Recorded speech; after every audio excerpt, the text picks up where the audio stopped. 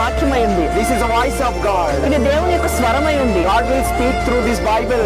ఈ యొక్క పరిశుద్ధ గ్రంథం ద్వారా దేవుడు మనతో మాట్లాడతారు. When this Bible came in my life, ఈ యొక్క పరిశుద్ధ గ్రంథం ఎప్పుడైతే నా జీవితంలో వచ్చిందో God started to speak with me. దేవుడు నాతో మాట్లాడటం మొదలు పెట్టారు. Not only that, అంతేకాదు we also can speak to the Lord. మనం కూడా దేవునితో మాట్లాడగలం.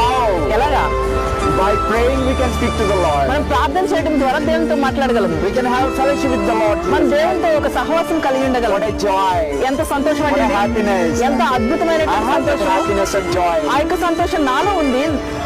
Don't think that I don't have any problems, sir. మీరు నాకు ఎలాంటి సమస్యలు లేవని మీరు అనుకోవద్దండి. I have a lot of problems, నాకు sir. చాలా సమస్యలు ఉన్నాయి. Out of all the problems, అయితే ఈ సమస్యలన్నిటిలోనూ కూడా God is taking care of me. Out of all the problems, ఈ సమస్యలన్నిటిలోనూ కూడా He is holding my hand, ఆయన నా యొక్క చేయిని పట్టుకొని taking me different places. నన్ను వివిధ